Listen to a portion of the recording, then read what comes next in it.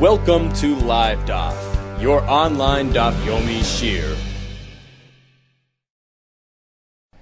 Shalom Aleichem and welcome back to today's Daf Yomi, which is Shabbos Daf Kuf Tes Vav. We're beginning with the new parak, 8 lines from the top. It says the Mishnah called Kisvei HaKodesh, all writings of Kodesh, all scrolls of, for instance, Torah, Nevi'im, and Ksuvim, Ma'atzil and Oisan, Mipnei Adleika, one may save them from a fire on Shabbos. Now, why would I think not?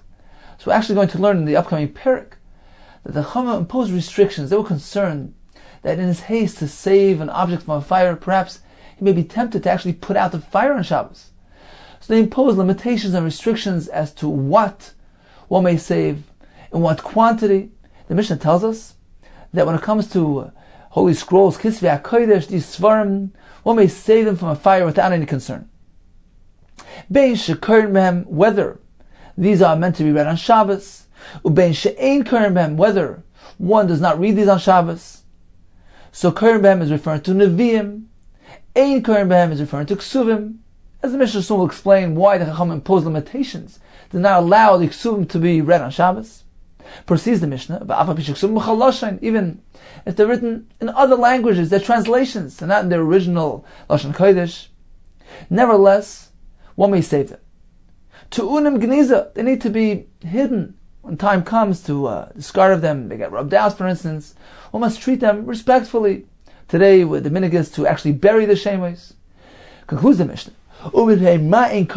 Why indeed may one not read the Ksuvim on Shabbos? For concern of disrupting the attendance in the Beis HaMedrash, as Rashi will explain for us.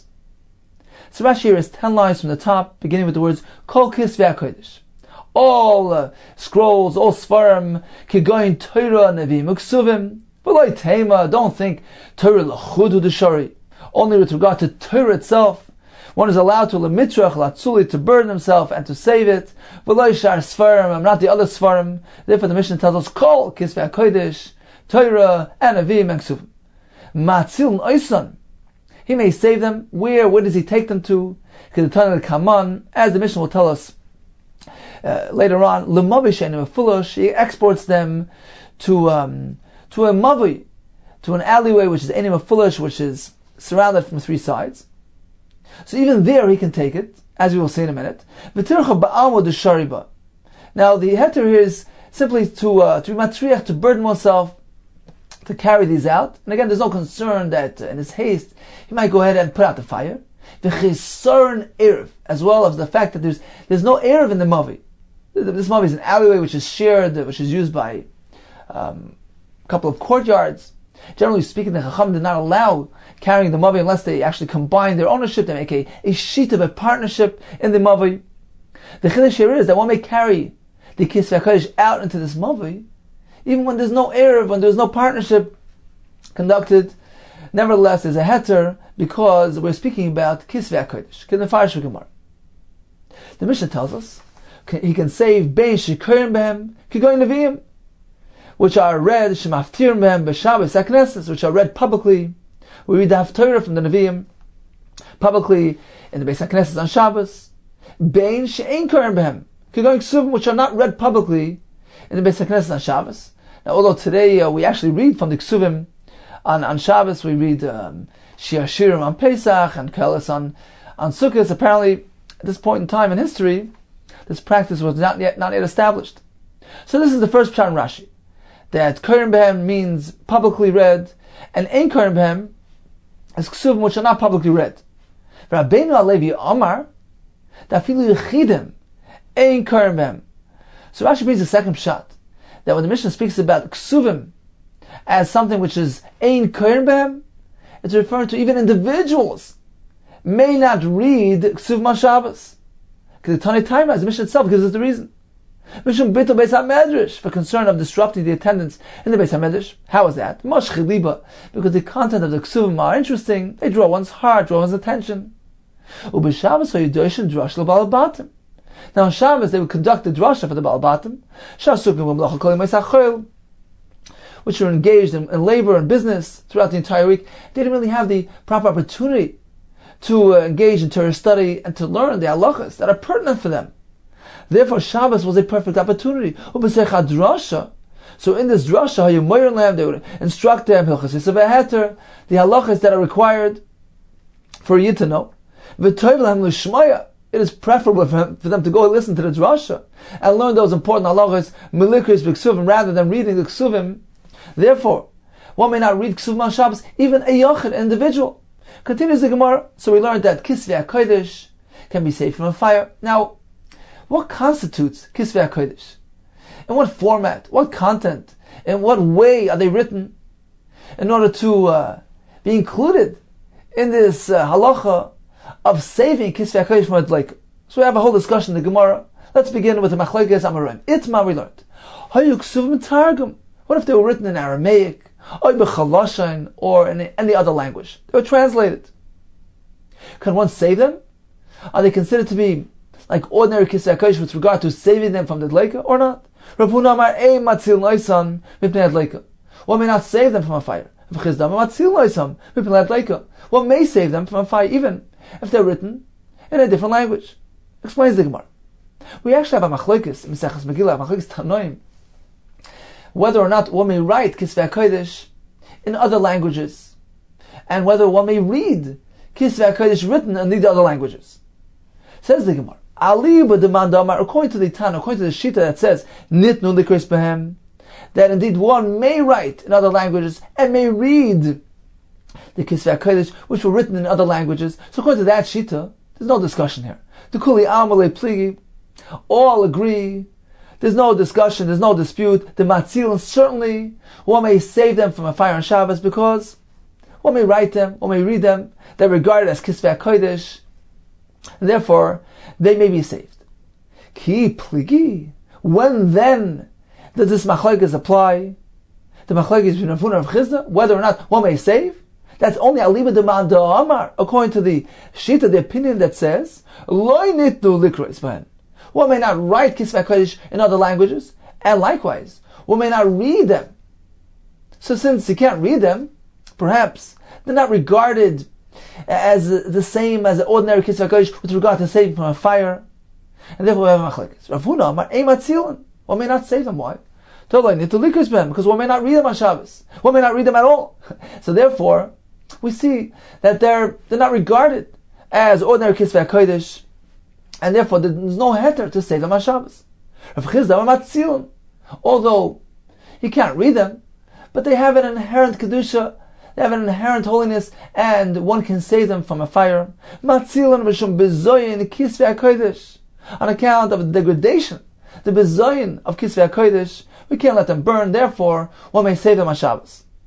So once again, we're discussing the shita that holds that one may not write or read these scrolls. Nevertheless, according to Rav Chizda, one may save them because they have an inherent kedusha. The chefza, the item, is still kadosh, and therefore one may save them from a fire. Tanan, we learned in our Mishnah, kol kisvei hakodesh matzil nois miyad leika. All types of kisvei hakodesh one may save from a fire. Bein shekorim behem, whether one reads in those kisvei hakodesh, for instance, Nevi'im, bein she'ein korim behem, which are the ksuvim. The Mishnah proceeds, va'afal pi she'ksuvim b'chol lashon, even though they're written in all languages. Says the Gemara, my love, do you not interpret the Mishnah as follows? She'korim behem is referring to Nevi'im. She'ein korim behem, which are not read, is referring to ksuvim. And what is the next clause? Afal pi she'ksuvim b'chol lashon. Apparently, even written in other languages are still regarded as kisvei hakodesh in this context, that one may save them from a fire. So the Mishnah says, even though, what do you mean even though? Even though they're written in other language, and therefore one may not read them, because the Mishnah uses the word avapi to denote a chiddush here. That even though these things may not be read, so apparently the Mishnah is following that opinion, that other languages may not be written or read. Even so, uktani matzil. Nevertheless, the Mishnah says, we save them. We can save them from a fire. Utiyuf to Rav Huna. This is a kasha, a refutation of Rav Huna. Amalach Rav Huna v'tisbra. Do you really think that this is the proper interpretation of the Mishnah? The Mishnah doesn't work if you interpret it in this way. Why? Ema Seifa. Let's take a look at the Seifa, the latter clause, the next the next words of the Mishnah. Tun and Gniza. The Mishnah says that these items are meant to be hidden, meant to be treated respectfully. Now, Hashta Atzuli Matzilinon. Now, if you just finished telling me that the Kisvei HaKodesh written in other languages, one may save them on Shabbos, one may actually do an active masa to save them. Gniza Mibai. Do you need to tell me that when it comes time to discard them, he must do so respectfully? He can't be mavaza them. He can't treat them with disrespect. Well, if you can save them to prevent them from getting burnt, certainly you're not meant to actively engage in disrespectful relation to these things. So why does the Mishnah need to go ahead and tell us that Gniza is required? So the Mishnah itself seems difficult, inherently difficult. Ella, rather, you must reinterpret the Mishnah. Ella Rav Huna Matar Tamei. Rav Huna will interpret the Mishnah according to his approach.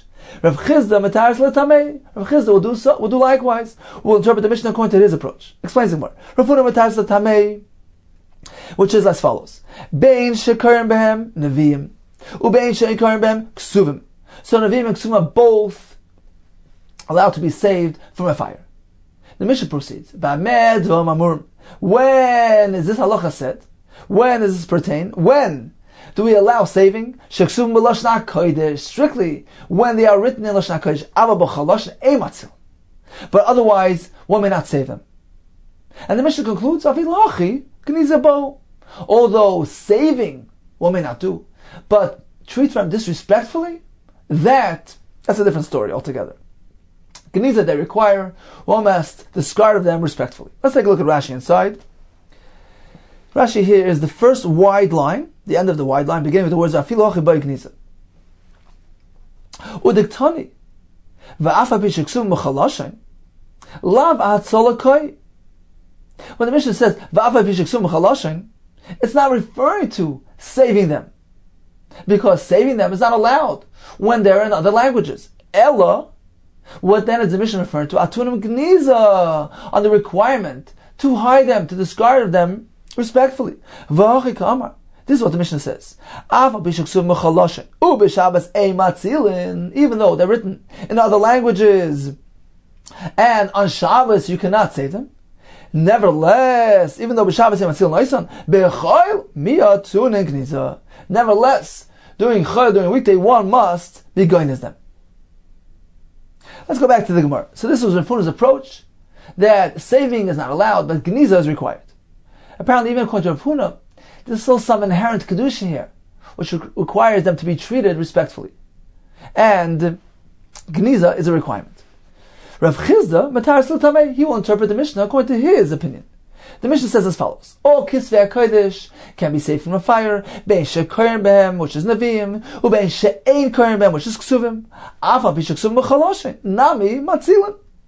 So according to him, the Mishnah reads straight that Afa B'Sheksuv M'chaloshin is simply a conclusion of the early halacha. Even when written in other languages, they may be saved. What does the Mishnah proceed with Gniza? Why is that important? If you can save it, certainly you're meant to treat them respectfully. This is what the Mishnah means to say. Umekak shalahem to an Gniza. Mekak is the portion which got chewed up by the worms. We learned earlier in Shabbos that the bookworm is called Mekak. So even if they're not attacked, even if the scrolls are no longer attacked, we're speaking of the portion which was chewed through, nevertheless they still retain Kedusha. Umekak shalahem to an Gniza. That's the Chiddush of the Mishnah. Gniza here is referring to the chewed part of the scroll, and even that requires Gniza. Continues the Gemara. Meisvei, we have a kasha from a brisa on Rav Huna. Hayuksuvim targum, if the Kisvei HaKodesh were written in Aramaic, bechalashain, or in any other language, matzil nois leika. One saves them. One may save them from a fire on Shabbos. To the Rav Huna. This seems to be a kasha, a refutation of Rav Huna. Amnach Rav Huna. This price is not a steer to me. Why? Hi Tana Savanita Likrisbam.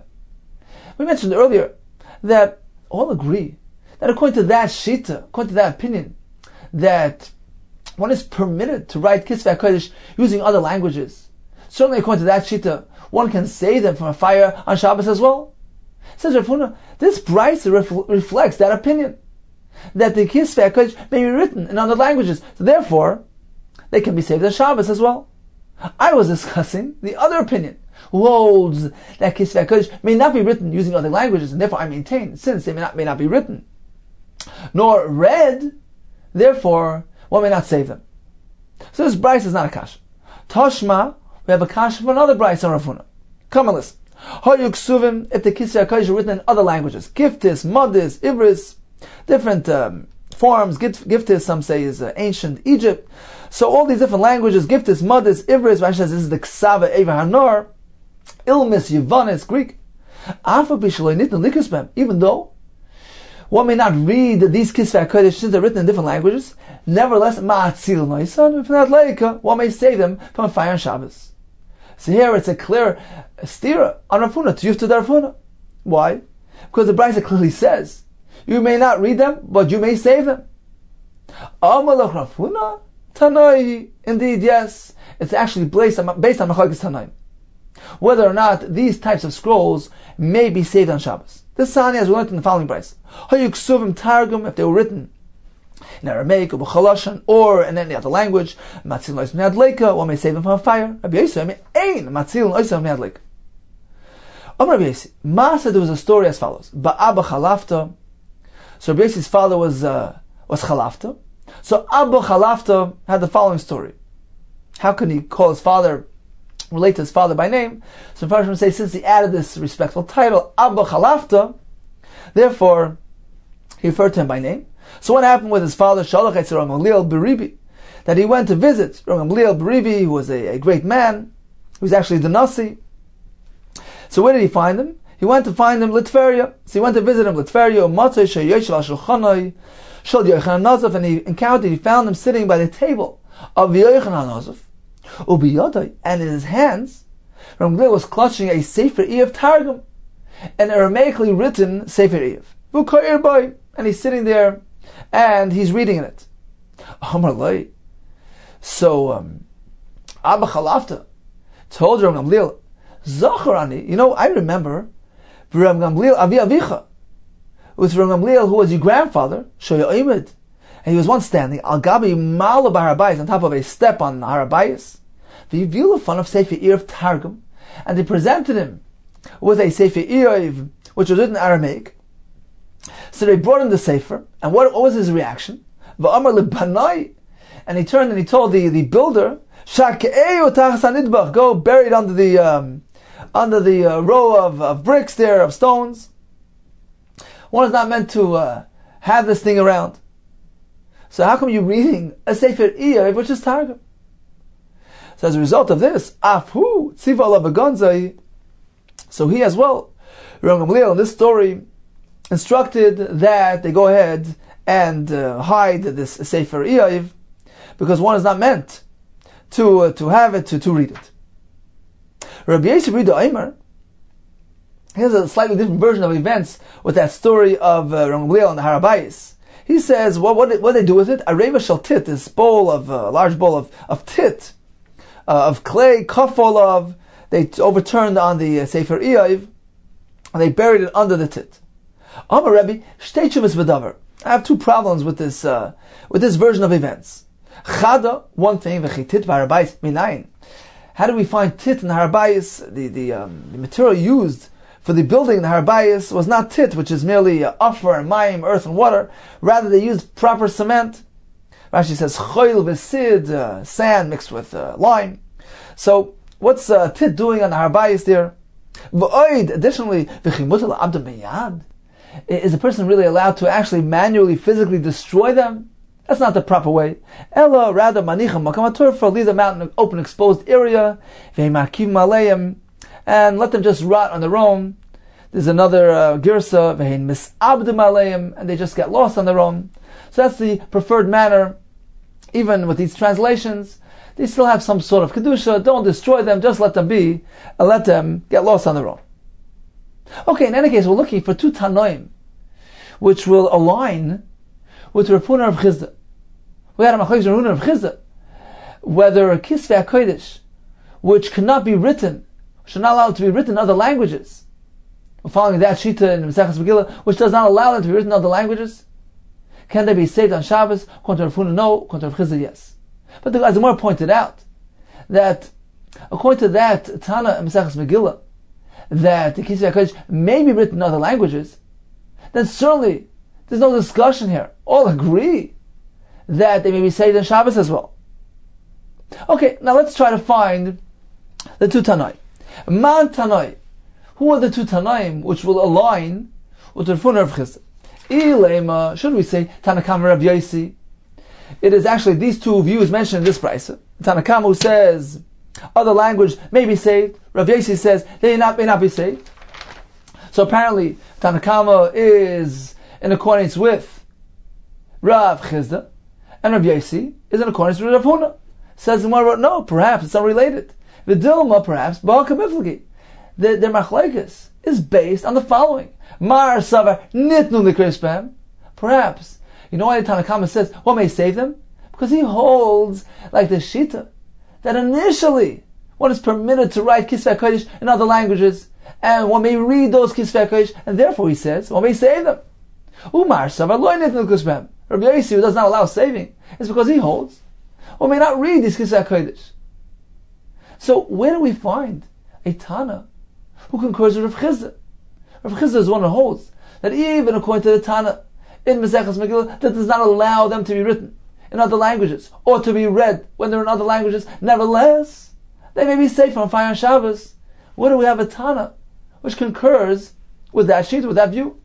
Our Tanakama here, perhaps, he holds that one is permitted to write in other languages. Therefore, it's unrelated to Rav Chizda. So you don't have two Tanaim who align with the Rav Huna Rav Chizda. Says Ella, Rabbi Yosi, V'Tana the Giftis. Who are the two Tanaim? So it's Rabbi Yosi. Rabbi Yosi in this brayso who says one may not save. So he concurs with Rav Huna. And the one that concurs with Rav Chizda is actually the previous brayso. The Tana mentioned in the previous brayso who says Hayuksuvim Targum Giftis, Modis, Ibris, Ilmis. That is the Tana. Because that Tana specifically is saying, even though you may not read these, one may save them from a fire. This exactly reflects the opinion of Rav Chizda.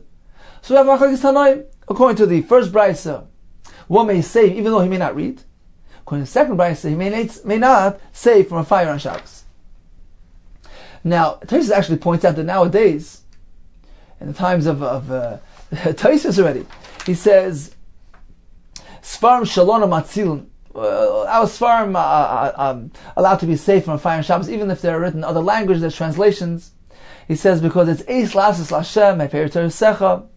So when we go ahead and translate, even if it seems like transgressing the word of Hashem, translating, which was inappropriate in the early generations when they had that tremendous intellectual capacity, very proficient in Lashon HaKodesh, as opposed to nowadays when our capacities are more limited, our proficiency with Lashon HaKodesh is more limited, and therefore certainly one may translate and read other languages, and certainly they may be saved from a fire on Shabbos as well. Continues the Gemara, Tanar Rabbanan, we learned in the Brayso, HaBrachos. What if we have brachos which were recorded, written down, V'Akimiyan, these amulets, even though they contain letters of Hashem's name, so they contain mentioning of Hashem's name, and they contain psukim from parshiyos of the Torah, many inyanim of the Torah. So these amulets just contain psukim, as Rashi will bring the brachos.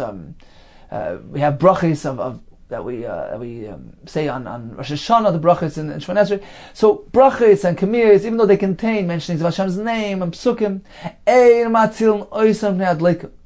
one does not save them. One is not allowed to save them from a fire on Shabbos. But they're meant to remain in place and burn right there. Them and their mentionings of Hashem. Because one is not meant to record these things, they're meant to be said orally, ba'al peh.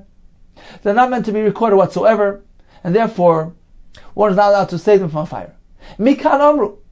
So from this halacha, based on this, they said, koisi brachos, ones who write these things, they write the brachos k'sorfei Torah. It is as though they are burning Torah, because they're not going to be saved from fire on Shabbos. Let's see Rashi inside.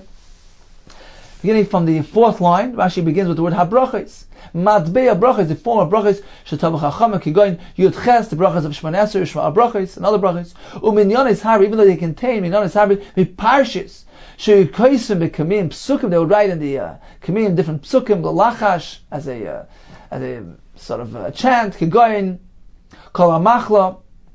So this was meant as a antidote. Lachash here is like an antidote for whatever situation they were trying to address. Kigoyin kol hamachla, a pasuk which discusses preventing the sickness from taking hold. These are psukim that were included in the amulets to be an antidote for different things, for sicknesses, etc.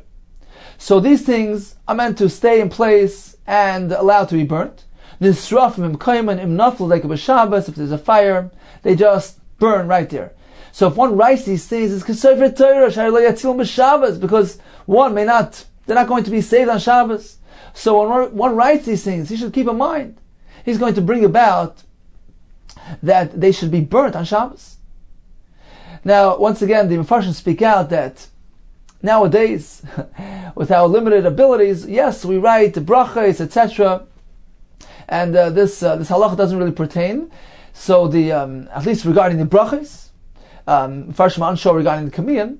So brachos and all the types of sfarim that we have today, which are Torah Sheba'al Peh, which are in the time of the earlier times, are not meant to be recorded. Nevertheless, nowadays, on account of our limited capacities of intellectual capacities and the memory of ability to memorize, we write all the sfarim down. Everything is recorded, and certainly allowed to be saved from fire and Shabbos as well. Continues the Gemara. So picking up with the point of the brachos and the kamiyim that were not meant to be written down. Maaseh be'echad was a story with this fellow sheikosev b'tzaidan. So he was writing these things in the town of Tzaidan, and bo v'dius Rabbi Shmuel, they came and they informed Rabbi Shmuel about what's going on. V'holach Rabbi Shmuel le'boitkai. So Rabbi Shmuel went ahead and went to check up on him, if indeed the facts are true. When he was ascending up the ladder, Hirgishbai, so this fellow he realized that Rabbi Shmuel is about to come. Not al tumas shel brachos, he took this bundle of these pamphlets of brachos, v'shakam b'zeva shamayim, and he buried it into the pail of water. He wanted to hide it. U'b'lashon hazeh amar Rabbi Shmuel. As a result of that, Rabbi Shmuel turned to him in this language and he said, Godol einish ha'achron, the einish, the punishment that you will receive for doing this achron, this last act of actually physically destroying the brachos, is a greater punishment min harishain, from the einish, which you will incur due to the earlier thing that you did. Meaning, actually destroying them is more severe than the writing itself. Continues the Gemara, boy minei Reish Galusa me Rabbi Rafuna. So Reish Galusa asked the following shaila of Rabbi Rafuna. We discussed the Kisvei HaKodesh written in other languages. What about if they're written in Lashon HaKodesh? However, he didn't use ordinary ink, which really is enduring and long-lasting. He used some other type of ink, which is not so long-lasting. What is the halacha regarding saving a scroll written in that manner? If they were written using this pigment, this yellow pigment, besikra, red paint, or bekoimos, pigment made from gum, ubekankantim, using kankantim, which is copper sulfate. So using all these types of inks, which are not so long-lasting and enduring. But Lashon HaKodesh, he wrote it in Lashon HaKodesh. Ma'atzil noisam me'adleika, or yei matzil. Can one save them or not? Says the Gemara, Tiboy lemanda matzilin. So this question can be posed according to the shita that holds, the earlier shita of Rav Chizda, who holds that when the Kisvei HaKodesh are written, even in other languages, they may be saved. So according to that shita, we can pose our question as well. Likewise, Tiboy, we can go ahead and ask our question regarding the other sorts of ink. Likewise, according to the sheet that holds that when they are written in other languages, one may not save them. So, regardless of the opinion regarding other languages, we can still present our question. Explains the Gemara. So Reish Galusa said, I can ask this question. According to the sheet that holds, when written in other languages, one may not save. That's only when they're written in Aramaic, other languages. So the substance, the content, is taking on a different form. Therefore, they're not regarded as ordinary kisvei kodesh, and one may not save them. However, in this case, they're written in Lashon HaKodesh, so the content is proper, is correct. Matzilin. So shall we say that one may save them? Or perhaps, even according to the Shita, even according to Rav Chizda, who says that we save those kisvei kodesh written in other languages. But that's only Hanimili. When they are written using ordinary ink, high quality ink, which endures. But in this case, since it doesn't really endure, it's not really such long lasting material, perhaps they're not regarded as on the same level as ordinary kisvei kodesh. Since although in the quantity, in the substance, they're written properly, but in the quality, they're lacking. They're temporarily written. So perhaps they don't have the same status, and one may not save them. So the question is posed according to all shittas. Perhaps there's an advantage here because they're written in Lashon HaKodesh. Perhaps there's a disadvantage because the quality is lacking. One may not save them. So the Reish Galusa responded, for Rav Huna Tana Matzilin. Rav Huna had a brisa which said that yes, one may save them. Amalei. So Rav Huna responded, Tanya. Okay, if there's a brisa, fine. My Tanya. Where's the brisa? Which brisa was it referring to? Rav Ashki, the Sanis, we learned the following brisa. Means Sfarim Megillah. There's no difference between the other Sfarim, the other Kisvei HaKodesh, to Megillah. So halachically, there's no difference except Ella Shasfarim Nichtavim B'chol Hashem. Kisvei HaKodesh may be written in any language. Megillah Ashet Eksuva Ashuris. When it comes to Megillah, there are more restrictions. It needs to be written in Ksav Ashuri, like the way we write a Sefer Torah today. Al Sefer on parchment. Ubedioy, specifically using the ordinary dioy, the high quality dioy. So you see clearly that one may write other Sfarim, other Kisvei HaKodesh using other substances. Dioy is not required. Therefore, likewise, when it comes to saving on Shabbos, certainly one may save them on Shabbos. Continues the Gemara. Boy minei, Rav Huna bar Chalev Rav Nachman. He asked the following question of Rav Nachman. Sefer Torah, what if a Sefer Torah was worn out, rubbed out, very few letters remaining intact? She'ein boy lelakit. Shmoinim v'chomesh oishis. There aren't even enough words there which contain a total of 85 letters. She'ein boy lelakit. He can't even gather in it 85 letters. So why 85 letters? Kigoyin Parshas Vahi ben Sa'ern, which is similar to the Parsha of Vahi ben Sa'ern, a few psukim in Sefer Bamidbar, which the Gemara soon will say is considered to be like its own Sefer, like its own book. And that small Parsha contains 85 letters. So that's considered to be the formula, the benchmark, that if a Sefer Torah still has 85 letters remaining intact, so he has words scattered, and within those words, one can go ahead and total and put together 85 letters, so that's still considered to be a Sefer Torah, proper Sefer Torah. It still retains its earlier Kedusha. So what if the Sefer Torah does not have 85 letters? Ma'atzilin oisa b'nei adleika, or ye'ei ma'atzilin. Is one allowed to save this type of Sefer Torah from fire or not? Amalei. So Rav Nachman responded, V'tiboilach Parshas Vahi ben Sa'ern Gufa. Why don't you ask the same question regarding the Parsha of Vahi ben Sa'ern alone? Let's say it was written independently it was written down, and it was missing. It didn't have the entire 85 letters. It was missing something. Can you save it or not? So why didn't you ask it simply in that manner? Why do you have to speak about an entire Sefer Torah which got worn out and only has a few letters remaining? You could ask the same question regarding Vahi ben Sa'ern itself. If it was written independently and it's missing, it doesn't total 85 letters. What is the halacha regarding saving? So the Gemara says no. Hey, chadachasar v'parshas Vahi ben Sa'ya. So he said, well, if Parshas Vahi ben Sa'ya would be missing something and wouldn't total 85 letters, certainly I wouldn't have a shaila, I wouldn't have a question. Why? The kivan the is be'askaris, because in that parsha are contained haskaris mentioning of Hashem's name.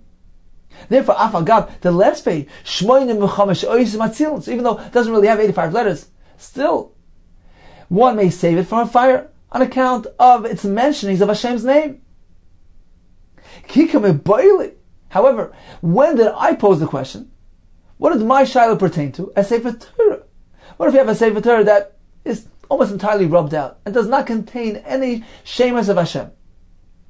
It merely contains some scattered words, and in those words, are not contained. They don't total 85 letters. She'ein boi lelakit mai. Omar Leisi told him, there's no 85 letters. Ein matzilin. One may not save it from a fire. Let's take a look at Rashi inside. So Rashi here is 21 lines from the top, beginning with the words Bar Chalev, Shem Adam, this is the name of the person. Pei Hei Oishis, 85 letters. Says Rashi, Zeu Shiur l'Sefer Torah shenimchak. This is the Shiur of a Sefer Torah which got erased, worn out, Oibala, or worn out. Li'ois Oimen B'Kedushasai, to have it remain and retain in its earlier Kedusha status. Kigoyin Parshas Vayibin Sar Aaron, Shu Sefer La'atzma, it's regarded as its own sefer, its own book. Because the Kaman, as the Gemara will teach us later, V'yeshba Peyu Oisis. And in that Parsha, there are 85 letters present. So he asked him, what if the Sefer Torah does not have Eimoy Lelakit, Shenishara Kanteva, Mokamachateva, on this, over here there's a word, on the other side there's a word, and if he gathers all the words together, they don't total 85 letters. Ma'alat Tzilan, can he go in and save it from a fight? So he responded, V'tiboylach, you should have asked regarding the Parshas Vayibin Sa'ar Gufa. Shenichta Levada. What if the Parsha Vayibin Sa'ar was written independently, V'chas Achas, and was missing one of its letters, and therefore it doesn't total 85, Latzila, Ma'alatzila. What is the halacha regarding saving it? So he told him, well, in that case, certainly he must save it. Why? Because he can't save it because it has the Shemas of Hashem. My question was regarding the Sefer Torah, which has just a couple of words without any Shem Hashem. And it does not have, you can't go ahead and gather together 85 letters, and in that gathering is not present a name of Hashem. So he told him, well, if it doesn't have 85 letters, 85 is a meaning of peh, mouth, so if it doesn't have that amount, one is not allowed to save it from a fight. So he asked him a kasha from the following price. What if he goes ahead and the words of Targum, Aramaic words, in the Torah, instead of writing it properly in Aramaic, Rashi says, he's referring to the word Zigar Sahadusa, mentioned in Sefer Bereshis, which was uttered by Lavan. So these two words are actually Aramaic, contained in our Torah. So instead of writing it in that way, he wrote it Mikra, he wrote it in Lashon Kodesh. Mikra shekasei Targum, or conversely, he took the words, the Lashon Kodesh, and he translated into Aramaic. Uksav Ivris, or he used, Rashi says, Ksav Ivris is a certain alphabet, large letters, which are not similar, which don't resemble Ksav Ashur's. So he wrote it in Lashon Kodesh, in the right language, but he used Ivris alphabet. Matzilin and Pnei. One may save this type of scroll from a fire on Shabbos. Certainly, there's no need to say that in the case of Targum Shebe'ezer Shadnil, that the Targum there may contain in Sefer Ezra and Sefer Daniel, Torah, and the proper Targum which is contained in the Torah, meaning when they were written properly, then certainly in that case, one saves them, one can save them from a fire. It says, well, let's analyze. Targum Shebe'Torah Mainu. When the Brisa refers to the Targum, the Aramaic, contained in the Torah, what exactly is this? Yigar Sadusa. Now, Yigar Sadusa contained how many letters? Merely 9 letters. So you see, even if this Torah only contains 9 letters, it is sufficient to allow saving from a fire. Vav Gav, the Lesbel, Shmoyne Mechamesh Oisis, even though the Sefer Torah does not have 85 letters. So you see that 85 is not a prerequisite. Says the Gemara, Kitanya Ahi Lahashlim. You know what that Brisa is speaking about? Lahashlim. To finish the total, meaning we're speaking about a Sefer Torah which has many letters intact, and it's merely missing some letters for the total of 85. So these words, Yigar Sadusa, even though they're written in Aramaic, they can go ahead and complete the number of 85. But certainly 85 is required. Continues the Gemara, continuing on the same topic of 85 letters. Ibayilu. So the Bnei Yeshiva asked the following question. These 85 letters mentioned here, which allow the saving of the Sefer Torah to take place, do they need to be together, meaning forming words, legible, even though they're scattered, letter here, letter there, they're not legible, they're not forming words, but they total 85. Is that sufficient that the Sefer Torah should be regarded as kadosh with regard to saving from a fire? They need to be contained in words, legible. Rav Chisda, even though they're scattered apart.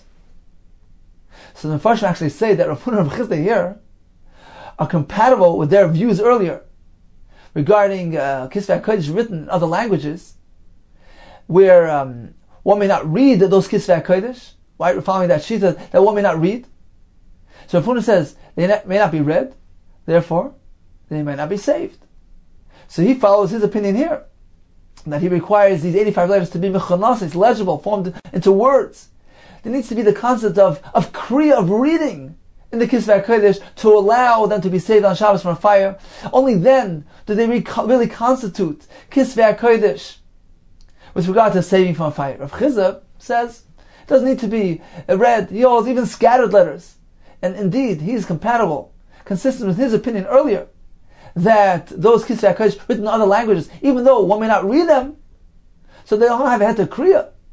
Nevertheless, despite the lack of readability, one may say them on Shabbos. So here as well, even if the letters are scattered apart and not legible, they don't form words, there's no reading taking place, nevertheless, the scroll itself has an inherent kedusha due to the presence of those letters, and therefore one may say them on Shabbos. May say, says Gemara, let's ask a kasha from the following price. Sefer Torah Shabbalah. If the Sefer Torah got worn out, if one has the ability to gather together 85 letters, for instance, so it resembles the Parsha of Vahiben Sa'aron, which has 85 letters. So this is regarded as the formula, as the benchmark. The minimum requirement is 85 letters, like that small Parsha. So then, then one can save the Sefer Torah from fire on Shabbos. V'im lav, but otherwise, ein matzil, you cannot save it on Shabbos. Now the Brisa says, yesh bo lelakit, you can go and gather. Apparently these letters are dispersed. They're not forming words. So we see even in that case, one may save. Tziyuf to Rav Huna. This seems to be a contradiction, a refutation of Rav Huna, who requires them to form words. Says the Gemara, Tirgum Rav Chisda. I'll leave the Rav Huna. Rav Chisda interpret the Brisa in accordance with Rav Huna's view. You know what the Brisa is speaking about? B'teivos. Brisa is speaking about words which are scattered. Certainly those letters are formed into words, they're legible. But those teivos are scattered apart. When the Brisa says, if the Sefer Torah contains features, one can go ahead and gather together 85 letters. The Brisa means he can gather together those full words. So, if by gathering them together, they total to 85 letters, then the Sefer Torah may be saved from fire on Shabbos. So in summary, we learned about the halacha of saving Kisvei HaKodesh from a fire on Shabbos. He may go ahead and be matriach himself. There's no concern that in his haste, he may be tempted to put out the fire. Likewise, Rashi pointed out, he can bring it to a place that has no eruv. Now, what type of Kisvei HaKodesh are we referring to? What content? What configuration? What material is it written in? So regarding Torah Nevi'im Ksuvim, there's no question. The Mishnah tells us all Kisvei HaKodesh may be rescued on Shabbos from a fire, whether Torah, whether Nevi'im that are meant to be read on Shabbos, whether Ksuvim that are not meant to be read. Nevertheless, they all contain Kedusha, and one may save them from a fire. Regarding the Kisvei HaKodesh written in other languages, so the Gemara told us. So according to the Tana who holds that one is permitted to write Kisvei HaKodesh with other languages, likewise, he may read those Kisvei HaKodesh. There's no contest, there's no discussion. All agree that those scrolls may be saved from a fire on Shabbos. According to the Tana in Maseches Megillah that holds that one may not read or write those Kisvei HaKodesh in other languages, then we have a machlokes between Rav Huna, who says, well, if they're not meant to be read, then they're not reckoned, they're not regarded as ordinary Kisvei HaKodesh with regard to this allowance of saving them from fire on Shabbos. The Chacham did not provide that heter, and therefore one may not save them from fire on Shabbos. According to Rav Chizda, although they may not be read, but due to their inherent Kedusha, they are regarded as Kisvei HaKodesh pertaining to the context of saving them from fire on Shabbos. The Gemara told us, according to Rav Huna and Rav Chizda, certainly Geniza is required. One may not treat them disrespectfully. So apparently, according to all Shittas, there is some inherent Kedusha here. Now, what if they're written using different types of materials, Sam, Sikra, they're not written with ordinary ink? The Gemara concludes, yes, one may save them on Shabbos, because other Svarim may be written using these types of materials, except for Megillah. The Gemara concludes with the concept of 85 letters. If the Sefer Torah got worn out, rubbed out, and there are only 85 letters remaining, so let's say they're forming words, certainly according to all Shittas, one may save the Sefer Torah from fire. If these 85 are not contained in words, they're merely letters scattered apart, we have machlokes according to Rav Huna. He may not save the Sefer Torah from fire. According to Rav Chizda, he may. And the Gemara actually told us also regarding brachos and kamian, all those things that are not meant to be written. And even though they contain Shoshen, they contain psukim, they're meant to remain as is in their place and left to burn. An interesting point that why, according to Rav Chizda, are these brachos and kamiyos not allowed to be saved from fire on Shabbos? Why are they different than the Kisvei HaKodesh, where although there as well there's a prohibition from writing in other languages, Rav Chizda maintains, due to their inherent kedusha, one may save them on Shabbos. So why are the brachas and kamiyim different? Certainly one is not allowed to write them, but now that he's written them, why don't they have an inherent kedusha? And one should be able to save them from fire on Shabbos. And Farshim say it's a big difference here, because the Kisvei HaKodesh, they are meant to be recorded, although not in other languages, but nevertheless in Lashon HaKodesh they're meant to be recorded. So they are Torah Shebeksav. So although now he has written in a different language, the other language is a translation of Lashon HaKodesh. It's an offset of Lashon HaKodesh, an offshoot of Lashon HaKodesh. So Rav Chizda maintains this as well has kedusha with regard to saving from fire on Shabbos, as opposed to the brachas and kamiyim. These things are meant to be done orally. One is meant to read them ba'al peh. There is no allowance to have them written at all. So therefore, there's no allowance to save them from fire on Shabbos. They are not regarded as Kisvei HaKodesh because they're not meant to be found in written form. So according to all Shittas, one will not save them from fire on Shabbos.